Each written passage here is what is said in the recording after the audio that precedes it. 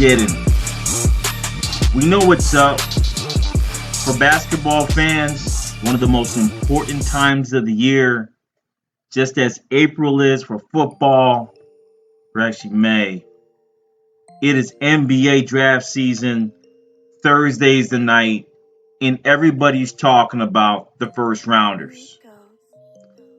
Let's pause a second for those teams that may not have the option of having a high first round lottery draft pick from 1 to 15. Or let's focus on the teams that have the 1 to 15 but are not looking to particularly at their second round.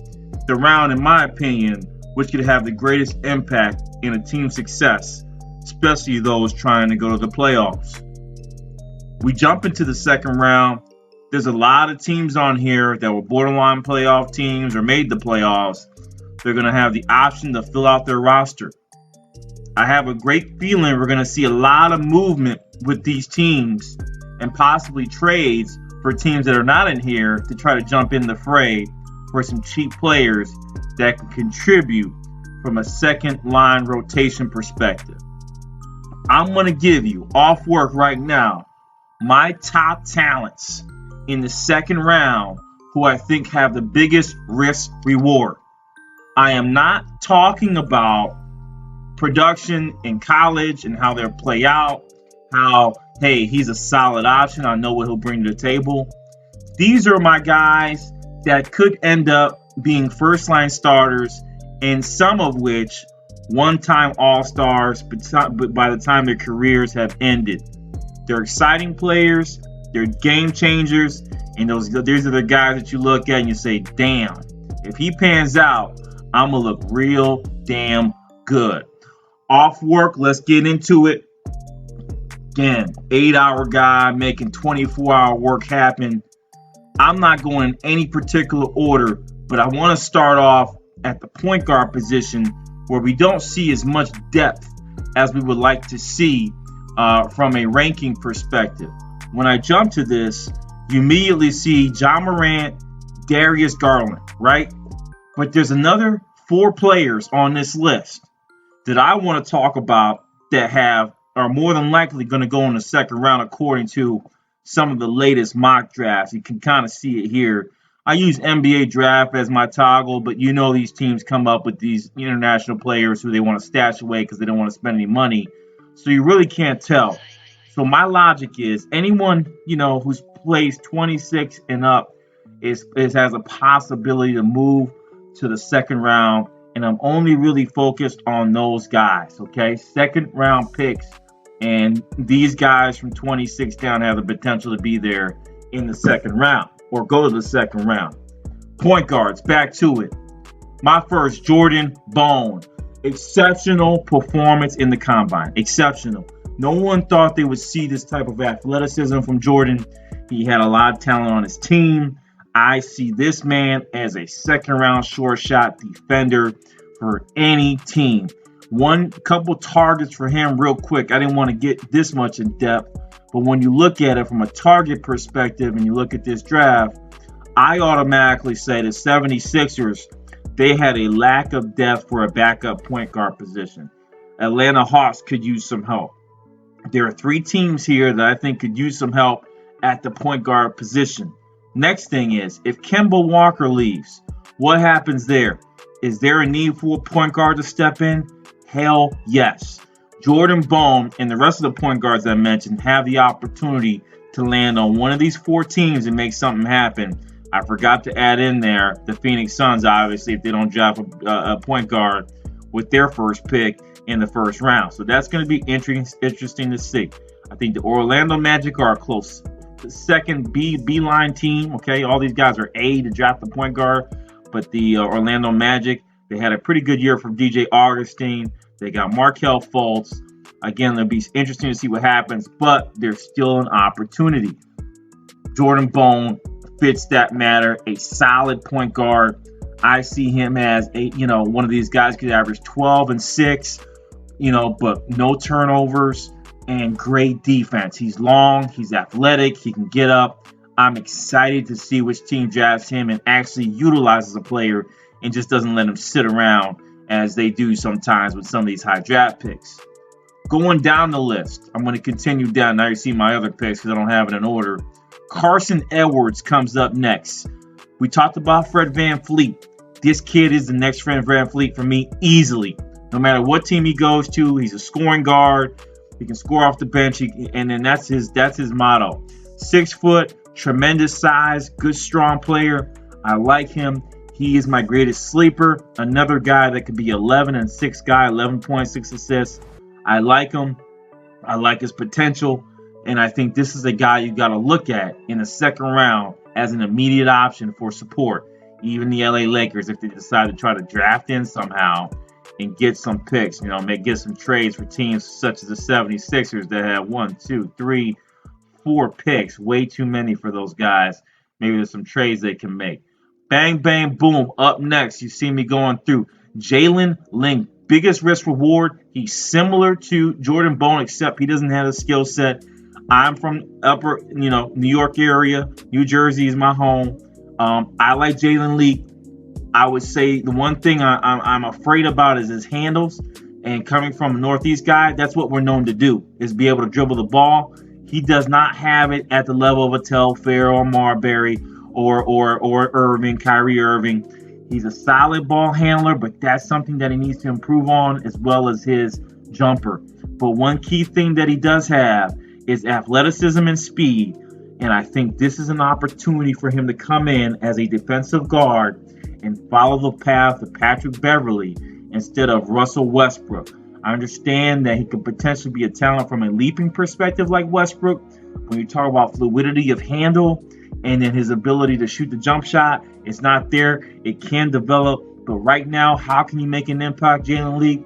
Your athleticism can play dividends to a playoff team looking for a defender to beat up some of the top point guards in the league, such as a Dame Lillard, Steph Curry, etc.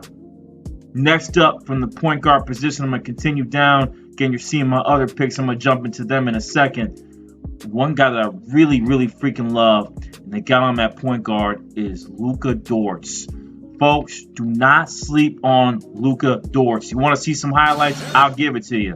Luka Dort here is an exceptional athlete. You want to talk about truly a Westbrook? I'm going to be honest with you. Not Westbrook as far as fluidity, but strength-wise, he's a combination of a Westbrook, a Marcus Smart, very strong guard. Love him. He's a great hybrid, a steal if he can pan out in the second round. Now, he reminds me of Raul Atkins. However, he's listed as point guard.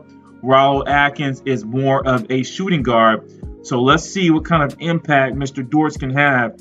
He's an exciting player, and I think this is a steal of this draft if somebody's able to get him. I played the video because I bet $1 million no one has seen him. Bang, bang, boom. I'm looking for my guard. Who's my guard? My guard from NYC. Moving him up. See a lot of guards in here. Shamorie Ponds. Ball, string in his hand. A scoring guard. Reminds me, no offense to Mr. Shamorie, but Bobby Brown, if he was given the time, you can see him on all these Drew League highlights and some of the summer leagues that they play in California. Bobby Brown's an exceptional player. Shamorie Ponds is reminiscent of him to me, a big-time scoring guard that can get the ball in the bucket no matter where you put him. I love him as an off-the-bench guard. Now, style of play, nowhere near Lewis Williams, but the potential to be that type of sixth man with his scoring output for any team. You got to pick up this kid from a scoring perspective. He can do that. He may show some more things at the next level. Speed is an issue, but doesn't need it. Reminiscent of a Dame Lillard or a CJ McCollum, where they don't necessarily use their athleticism to get to the rim. It's more craftiness, and he's a crafty New York guard. Reminiscent of most New York guards, he has the ball on a string, but except the difference between this kid and the rest of them, he's coming with a shot, and that's rare. You got to look at him in the second round. And those are my 6 point guards. 1, 2, Jalen Edwards. So let's start off. Jordan Bone, Carson Edwards, Jalen Ling 3, and no order, Luka Dort, and then Shamorie Ponds. So I got 5 guards that are sleepers teams need to look at if they want to be successful in making the run for the playoffs, these are the biggest risk reward guys. Jumping to the shooting guard position, I didn't have too much there, but I'm going to pull my man up, Cam Johnson out of North Carolina. They got him slated going in the second round. It's so tight in this draft. He could go in the first round. We don't know. But I'm just looking at this draft layout, and they got Cam Johnson in there, possibly reaching to the second round. I do like him as a player. At 6'8", 205, who does he remind me of? Folks, neg me if you want. Go watch some highlights. Klay Thompson light. He's an exceptional guard with a great jump shot. He's a senior, has experience. I think he can play immediate dividends as a three-point scorer for a team that's looking for a 3-and-D with more 3 than D in Cam Johnson. I like this kid in North Carolina. I think he's a great pick. Who else is there from a shooting guard perspective? And you can see the rest of my lineup there. Christopher Wilkes. I've been reminiscing about this kid for weeks. He's a big athletic, poor man's Andre Iguodala. Nothing more I need to say. That's what he is, a poor man's Andre Iguodala. Pick him up, athletic player. He can be your 3-and-D guy. Other than that, when I look down the rosters, right? Brian, he's not a shooting guard. I guess I got Pons twice. So that's about it, right? I got 2 shooting guards in there, and that's Cam Johnson and Chris Wilkes as my greatest risk reward from a second round only perspective. I don't see no one else on here, and I consider maybe Jalen Hands moving into that guard position. He's another guy that people are talking about. His athleticism is still there. It just didn't show through this year at UCLA. Let's see what happens for him at the next level. If he makes it, I think he may drop off and may have to be a free agent pickup, which may be better for him from a contract perspective. Brian Bowen, man, Jesus. Talk about Rip Hamilton reincarnated, huh? Great three-point shooter, all-around game, McDonald's All-American. He will be the steal of the draft if they utilize him. Play for the Sydney Kings, a strong pro team in Australia. I think he's an immediate impact player. I had him slated going to the 76ers without a doubt. They need three-point shooting, and he can fill that void at the small forward position. I love what I see out of Brian Bowens. I think teams need to really move quickly in assessing his talent and then pick him up in the second round. He's a steal from a three-point perspective and a potential one-time All-Star for sure if he can pan out. Continuing down, I'm going to include some power forwards in this, obviously, because you can see the rest of the guys are power forwards. And let me just jump there, right? From a power forwards perspective, Darius Bazley has incredible leaping ability. He's out of high school. I think he's going to move more down to the small forward position rather than the power forward. He looks to me almost duplicate of the kid from Duke with the knee injury out of Chicago. What's my brother's name? You guys can help me out. He plays for the Wizards at this time, traded from the Bulls. A number 1 pick out of Duke. He is a duplicate of that man. And a little bit more athleticism due to not having the same knee injuries for the number 1 prospect who played for the Bulls and now is on the Wizards. Darius Bazley, to me, big time reward. Pick him up, develop him. You have an extremely talented player, and you heard it here first. If he can develop, if they give him the time, you're looking at a 2-time All-Star at the least. Yes, I'm saying that Darius Bazley could be an All-Star player straight out of high school if they develop him. Let him play him early, get him the experience. You have a big risk-reward player. Next up, Eric Paschall, my favorite, Mr. Paul Millsap with a better jump shot, more athletic. That's all I got to say about him. Don't worry about the 6'6". He's about 6'11" in length. I've been singing praises about this kid all freaking summer long, and it's summer now, and before the draft. He's going to be a top draft pick, impact player, no doubt about it. He's going to be a second team all NBA at some point in his career. He's an exceptional player. I think he's somebody that could be a 6th man of the year, a third team all NBA perhaps in the future. He will pay dividends if they play him immediately. Lucas Samanic, biggest risk reward. I think maybe he'll get into the first round. I really do. But athletic wing out of Europe, can shoot, can jump, has defense, has intensity. Think of Joris Jerebenko on a little bit of steroids, a little bit more leaping ability. Really exciting player. I think he has tremendous potential to be a game breaker for some team. You got to look to him and say, hey, let's pick him up, fill him in a slot for our power forward position in the second unit, and use him to rebound, play defensively, and maybe hit two 3-point shots, and maybe a 7 minute left in the quarter, second quarter. That's how you play these guys, right? You don't put them in tough situations in the fourth quarter, but 7 minutes in the second quarter, you play them, 3 to 4 minutes, and they pay you dividends. Third quarter, maybe playing 2-3 minutes, and in the fourth, maybe have them at the top of the fourth quarter, and then take them out for 2 minutes. 10, 12 minutes a game, they can pay dividends, and Luka Samanic is that type of guy. I would love to see him on the LA Lakers that are here, but they don't have any picks in the second round.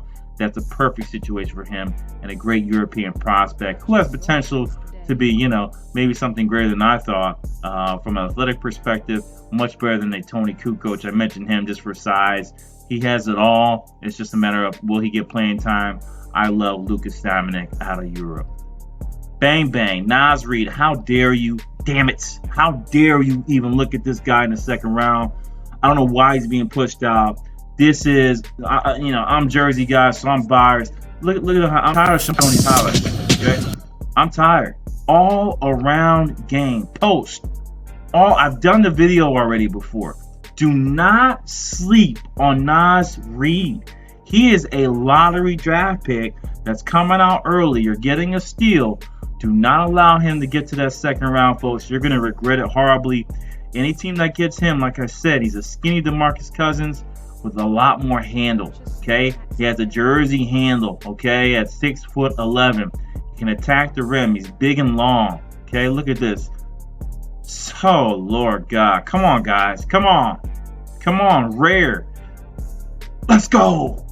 I love Naz Reid. I think for them to push him out, maybe the workouts didn't go as well as they expected, but I tell you what, he's a steal. He has star potential and potentially an all-star before his career is done. Similar, remember Kenneth Faried? He doesn't have the athleticism as Kenneth Faried, but from an offensive post perspective, he's like a Euro. From his handle perspective, he has, that shimmy shake like Antoine Walker. He has everything. Look at the jump shot.